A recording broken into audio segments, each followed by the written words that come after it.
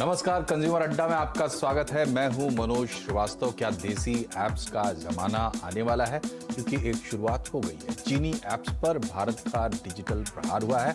TikTok, share it, UC browser, Club Factory, Beauty Plus, Cam Scanner जैसे कुछ 59 यानी 59 apps Bharat सरकार ने बैन कर दिए हैं। ये फैसला देश की संप्रभुता, सुरक्षा और यूजर की डाटा सिक्योरिटी को देखते हुए आईटी एक्ट के तहत लिया गया है। मगर टिकटॉक के भारत में 12 करोड़ एक्टिव यूजर हैं, यूसी ब्राउजर के 13 करोड़, क्लब फैक्ट्री के 10 करोड़ और कैम स्कैनर के 10 करोड़। जिन 59 ऐप्स को बैन किया गया है उनमें से 27 एंड्रॉयड के टॉप 1000 ऐप्स में शामिल हैं। तो चीनी, विदेशी और देसी की बहस के बीच सवाल उठता है कि 50 करोड़ से ज्यादा स्मार्टफोन यूजर्स वाले देश में ऐप्स का बाजार डिसरप्ट यानी उथल पुथल होने वाला है, और इसका चाहे जितना असर हो, यूजर के हिस्से क्या आएगा? बड़ा सवाल जो आज हमने अपना टॉपिक भी रखा है। सौरभ जी, क्या देसी ऐप्स का जमाना आ रहा है? एक कदम उठाया गया है।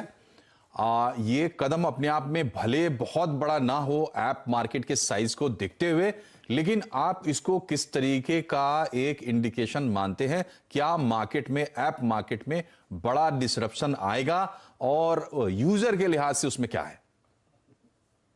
देखिए, मैं आपको बोलूंगा कि ये बहुत बड़ा कदम है, बिकॉज जो ये स्टेप लिया गया है, अगर आप इनका यूजर बेस देखोगे तो ये यूजर बेस इन सारी एप्लीकेशंस का मिला के कम से कम 50 करोड़ से ज्यादा का होगा।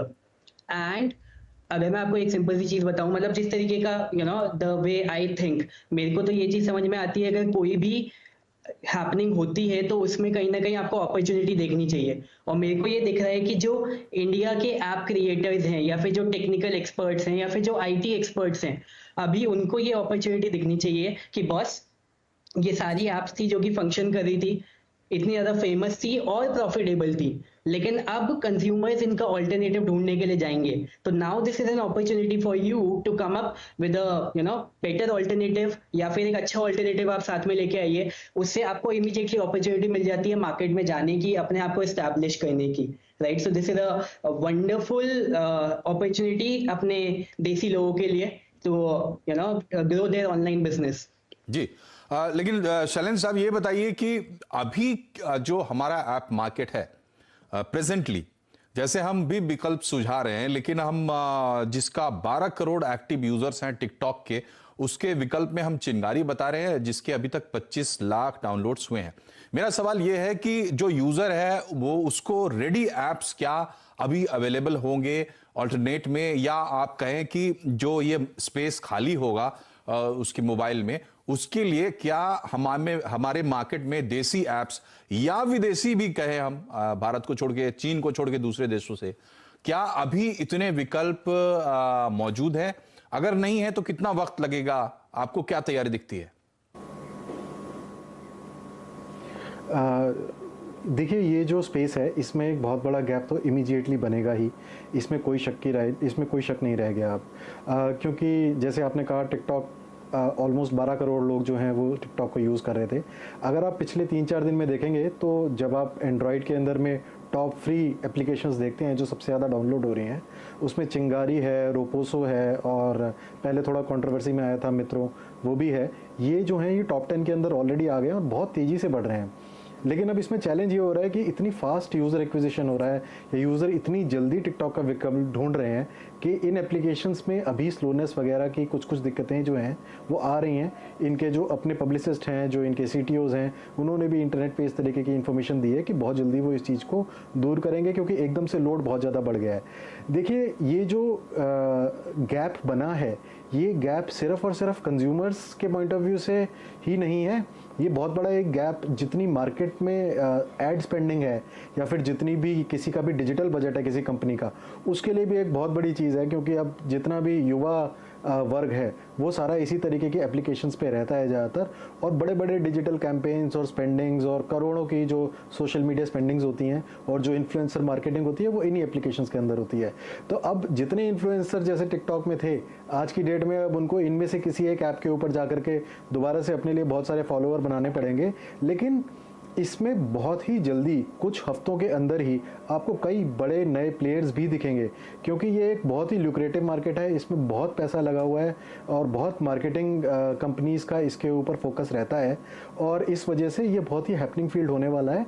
ना सिर्फ न्यू इन्फ्लुएंसर्स के लिए, ना सिर्फ कंज्यूमर्स के लिए न्यू प्लेग्राउंड क्रिएट होने वाले हैं जहाँ पे हमें बेहतर ऑप्शंस मिल सकती हैं, देसी ऑप्शंस मिल सकती हैं, बल्कि जो विदेशी एप्लीकेशंस हैं जैसे इंस्टाग्राम है उसके ऊपर भी बहुत ज़्यादा ये इस तरीके का लोड जाएगा, क्योंकि आप देखेंगे कि तो डिमांड खत्म नहीं हुई है लेकिन सप्लाई रुक गई है जी। तो जब ऐसी सिचुएशन है तो फिलहाल कुछ खालीपन है, लेकिन ये खालीपन जो है ये वैक्यूम रहता नहीं है, ये आप देखेंगे आने वाले 1-2 हफ्ते के तो अंदर आपने बहुत जल्दी भर जाएगा। बहुत ही दिलचस्प बात बताई शैलेंद्र गुप्ता साहब, आपने ये कहा कि ये सिर्फ यूजर के पॉइंट ऑफ व्यू से नहीं है, आप इसको ऐप मार्केट के हिसाब से अगर देखेंगे तो एक तो ऐप जो लोग चलाते हैं, जो कंपनियां ऐप बनाती हैं उनके लिए, ऐप चलाती हैं उनके लिए, और दूसरी जो सबसे बड़ी बात है कि इसमें जो एड फ्लो होता है, यहां से जो रेवेन्यू स्ट्रीम्स हैं वो इतने अट्रैक्टिव हैं कि इसमें बहुत जल्दी बहुत बड़े बड़े काम देखने को मिलेंगे। लेकिन हमारा एक बड़ा बाजार है शैलेंद्र गुप्ता साहब, और हम 50 करोड़ से ज्यादा स्मार्टफोन्स रखते हैं देश में, तो ये बड़ा मार्केट है और जो इसका एक इनवर्ड्स फ्लो हुआ है पिछले कुछ सालों में, उसका फायदा भी हम लोग उठा रहे हैं और अब लगभग हर काम हम ऐप्स के जरिए कर रहे हैं। तो जो इस तरीके से डिसरप्शंस आए हैं, 59 ऐप्स कुछ भी नहीं है, आप पूरा बाजार अगर आप देखते हैं तो आगे इसको लेकर यूजर के ऑप्शंस बढ़ेंगे ही, ये क्या तय है, या आपको लगता है कि ये डिसरप्शन नेगेटिव भी हो सकता है, इसके खतरे हैं? जैसा कि लोग कह रहे हैं कि अगर आप इस तरीके से मार्केट को कभी बीच में डिस्टर्ब करेंगे, एक बार की बात नहीं, अगर बार बार ऐसा होता है तो जो इन्वेस्टर्स हैं, जो प्लेयर्स हैं, उनको भी सोचना पड़ेगा। बिल्कुल ठीक बात कही आपने मनोज जी।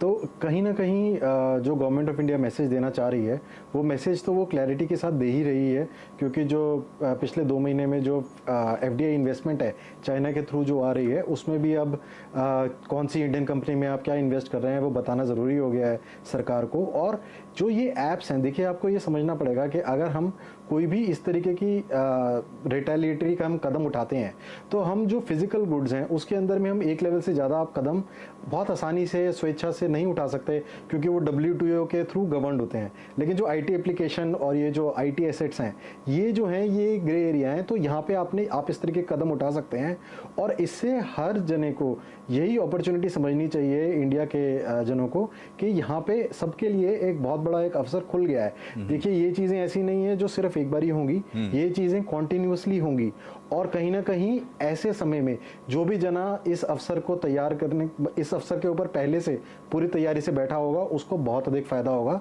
तो हम सबके हित में आई थिंक कहीं ना कहीं यही है कि हम इसके ऊपर और ज़्यादा ध्यान दें। एप्लीकेशन डेवलपमेंट, हमारी अपनी इंडस्ट्री जो है ऐप डेवलपमेंट की, उसमें प्रोडक्ट डेवलपमेंट के लोगों को इंडिया के प्रोडक्ट डेवलप्स और करने चाहिए। ठीक है, आपने कहा कि एक जो ग्रे एरिया है उसका सहारा लेकर हमने ये कदम उठाया क्योंकि देश को इसकी जरूरत थी, सरकार ने ये साफ भी किया है। अब सौरभ भटनागर साहब, आपसे मैं ये जानना चाहूंगा कि बिल्कुल प्रैक्टिकल बात हमारे दर्शकों के लिए और स्मार्टफोन यूजर्स के लिए, क्या आप कुछ बड़े ऐप्स, बड़े प्लेयर्स आते हुए देख रहे हैं बिल्कुल नजदीक में? अगर हाँ तो वो कौन है, क्या कर रहे हैं? देखिए, बड़े ऐप्स ऑलरेडी मार्केट में हैं, ठीक है। मैं आपको ये चीज बताऊंगा कि क्योंकि जिसलिए मैं यहाँ पे आया हूँ ऑनलाइन बिजनेस एक्सपर्ट, कि इस समय आपको फोकस किस चीज पे करना है। फोकस आपको इस चीज पे करना है कि आप इस अपॉर्चुनिटी को अपने लिए कैसे यूज कर सके, क्योंकि इट्स कंज्यूमर अड्डा। तो कंज्यूमर अड्डा में अगर आप इस समय अपने चीजों को सीखें, ऐप्स को चलाना सीखें और अपने स्किल लेवल पे काम करना सीखें, ठीक है, उससे इमीडिएट ये सवाल एक बार मैं शैलेंद्र गुप्ता जी से भी पूछना चाहता हूँ, क्या आपको कोई बड़ा प्लेयर आता हुआ दिख रहा है जो राइडिंग ऑन ये जो बैन है उस पर, अपना देसी विदेशी कोई भी बड़ा प्लेयर? बिल्कुल, देखिए इसमें बहुत सारे इंडिया के ही प्लेयर्स हैं बड़े बड़े जो ऑलरेडी भी थे और अब उनके लिए अपॉर्चुनिटी और भी बड़ी हो गई है।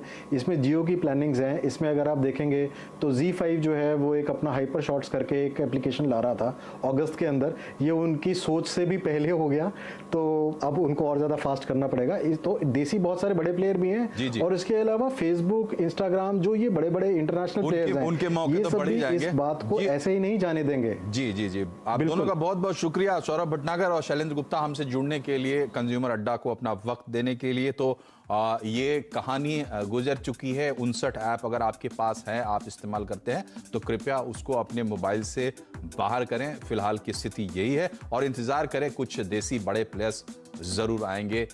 बहुत बहुत शुक्रिया, नमस्कार।